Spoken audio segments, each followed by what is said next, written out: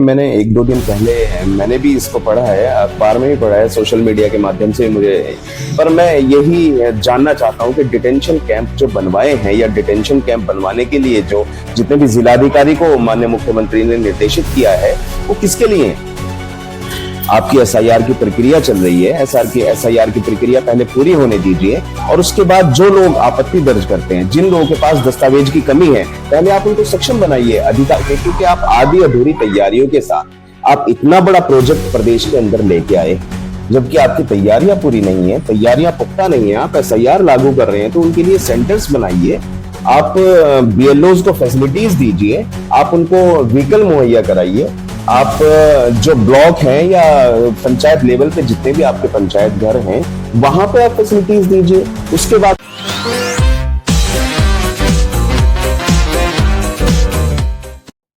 आज हम पहुंचे हैं ग्राम सुल्तानपुर में।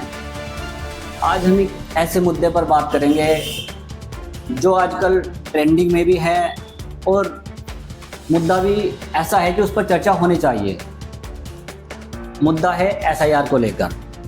एसआईआर के बारे में आज हम बात करेंगे सुल्तानपुर की जानी मानी हस्ती मोहम्मद शादाब अली जी से, जो पूर्व प्रधान है सुल्तानपुर में। उनसे बात करते हैं आखिर एसआईआर की क्या प्रक्रिया है और इसमें जो जनता के काफ़ी सारी सवाल है वो हम आज शादाब जी से करेंगे।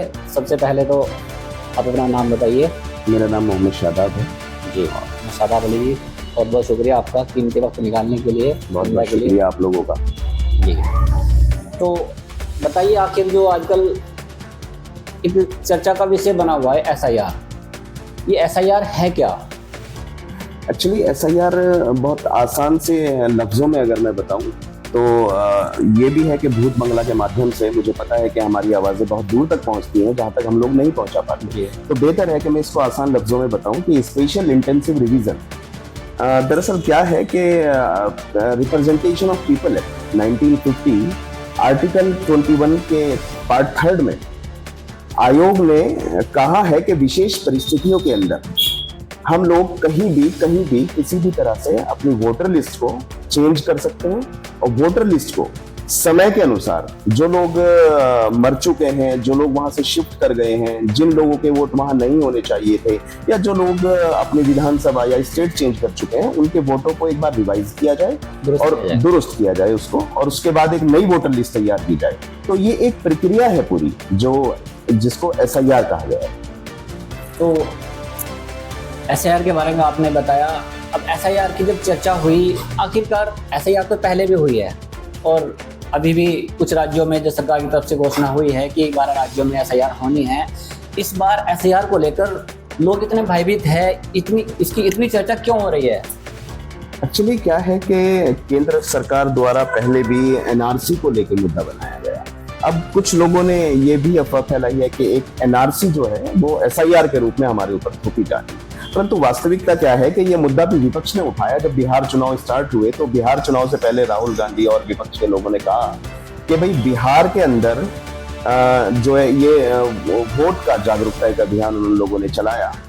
तो उन्होंने कहा कि फर्जी वोट बनाए गए, जो सत्तारूढ़ पार्टी है उन्होंने फर्जी वोट बनाए हैं। तो इसके मद्देनजर सरकार ने आयोग को यह अधिकार दिया और जो हमारा कॉन्स्टिट्यूशन है उसमें चुनाव आयोग को पूरा अधिकार है कि वो चुनाव करा सकते हैं और मतदाता सूची को समय समय पर बदल सकते हैं। तो उसी के अनुसार बिहार के अंदर एसआईआर को लेकर चर्चा हुई और फिर सरकार ने वहां पर एसआईआर की घोषणा कर दी चुनाव आयोग ने। जैसा बताया जा रहा है कि बिहार के अंदर लाखों लोगों के वोट काट दिए गए हैं, जबकि वो इस दुनिया के अंदर जीवित भी है और उन्होंने स्थान भी नहीं बदला।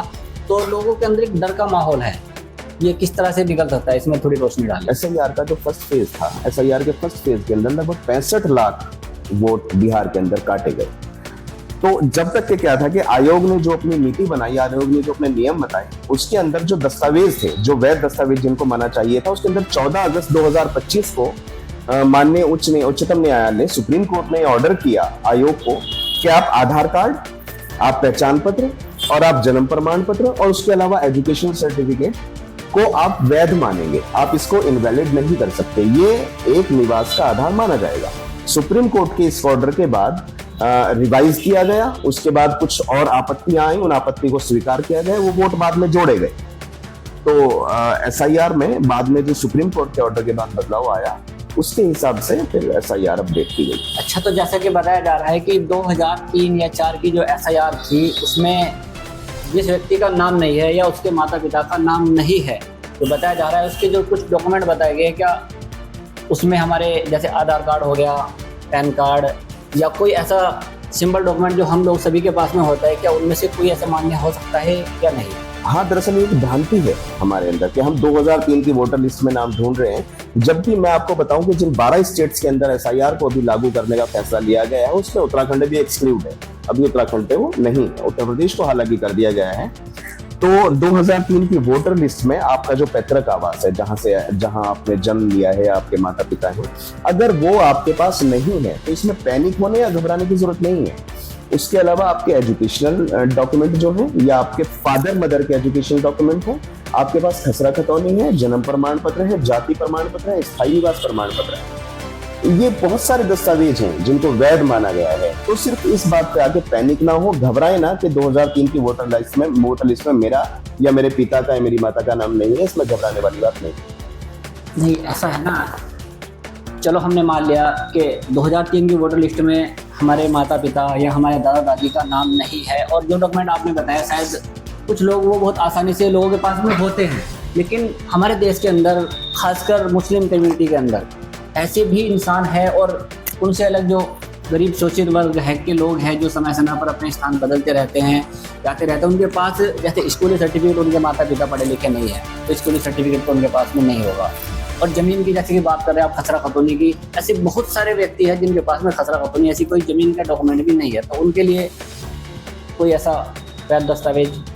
दरअसल क्या है कि जिन लोगों के पास आपने कहा और के विशेष वर्ग है, और हम लोग हैं और भी कम पढ़े लिखे लोग हैं, तो कुछ नहीं है, मेरा मानना है बहुत है।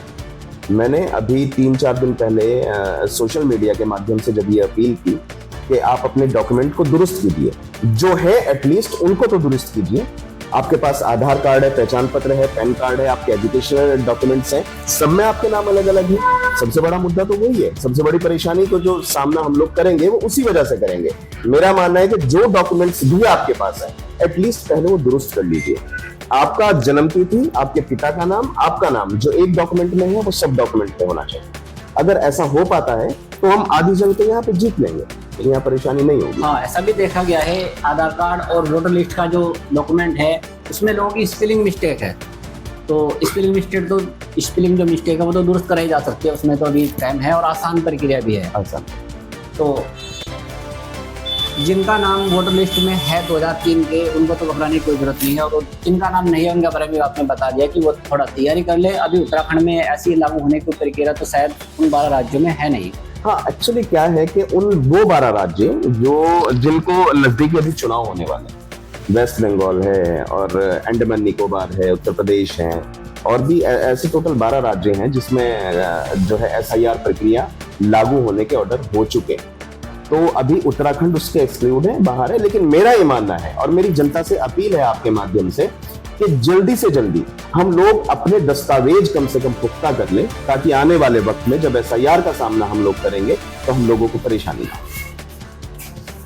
बहुत अच्छी बात है। तो अभी हमारे दर्शक जो जुड़े हुए थे, आपने देखा कि सादाब जी ने बहुत ही अच्छी बात बताई है आप लोगों के लिए। तो पैनिक होने की बिल्कुल भी आवश्यकता नहीं है, अपने डॉक्यूमेंट दुरुस्त करा लीजिए, और वक्त भी अभी काफ़ी है, लेकिन आज से ही हम लगेंगे तो समय रहते हमारे डॉक्यूमेंट भी कंप्लीट हो जाएंगे। तो अभी आपको कुछ हमारे व्यूअर को कुछ और लास्ट संदेश देना है? बस यही कहना है कि समय के साथ अपने आप को अपडेट कीजिए, क्योंकि सितारों से आगे जहां और भी है, अभी इश्क के इम्तिहान और भी है।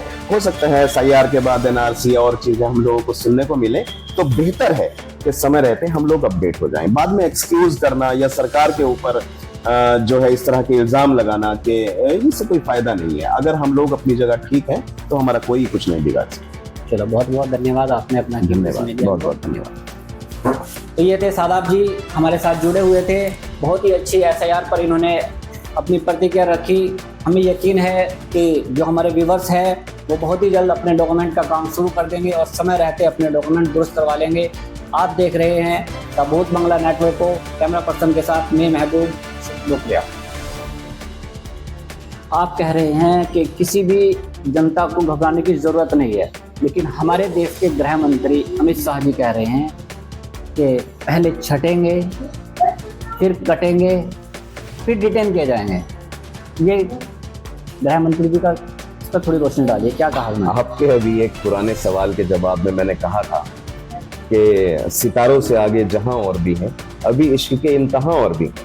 तो मैंने कहा था कि ये समय समय पर ये ऐसा है। उस हालांकि स्टेटमेंट को आज एसआईआर के जोड़ा जा रहा है, और कहीं ना कहीं जो एनआरसी वेस्ट बंगाल में लागू हुई थी उसमें और एसआईआर की प्रक्रिया में अगर देखें तो ज्यादा फर्क नहीं है। तो जरूरत है हम लोगों को अलर्ट होने की, हम लोगों को जागरूक होने की, हम लोगों को समय रहते अपना दस्तावेज पुख्ता करने की, और इन सब चीजों की जरूरत है। इसमें जल्दबाजी में राजनीति में मत जाए, कौन क्या कह रहा है कौन क्या नहीं कह रहा है। मैंने कहा कि अगर हम तैयार होंगे, हम कागजी रूप से मजबूत होंगे, तो हमारा कोई बाल बाका नहीं बिगाड़ सकता। सही बात है। यदि हमारी तैयारी पूरी होगी तो हमें किसी को भी डरने की कोई आवश्यकता नहीं है। बहुत ही अच्छी जानकारी दी है हम लोगों को। तो आप लोगों ने देखा कि शादाब भाई ने समय समय पर लोगों को पहले भी उन्होंने जागरूक करने का कार्य किया है, और अभी भी एसआईआर को लेकर लगातार इनका काम जारी है। हम आपको दिखाइएंगे। आइए, मैं अपने कैमरामैन से कहूँगा कि इनका काम किस तरीके से ऑफिस में इनके चल रहा है, और ये समय समय पर इस तरह के काम करते रहते हैं।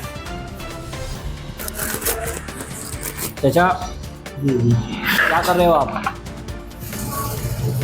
ये हाईलाइट कर रहे हो नाम को? अच्छा, किस चीज़ की तैयारी है ये? एसआईआर क्या है? अच्छा, एसआईआर की। ये एसआईआर आपकी तैयारी शुरू हो गई है। अभी तो उत्तराखंड में तो एसआईआर लागू होने का कोई ऐसा प्रस्ताव नहीं है सरकार का, लेकिन सुना है अगले दिसंबर में क्या करे तैयारी है, इसलिए पहले अच्छा आप पहले ही तैयारी कर रहे हो? करना पड़ेगा ना, क्या नहीं, सही बात है। पहले आप जागरूक बंदे हो, आप जैसे और भी लोग जागरूक अगर हो तो करना पड़ेगा ना। लोगों को डरने की कोई बात ही नहीं रहेगी। मैं अपने कैमरामैन से कहूँगा, देखना इनका अपना एक खुद का सेटअप है लोगों को जागरूक करने का, और एसआईआर पर इनके लगातार कार्य हो रहे हैं।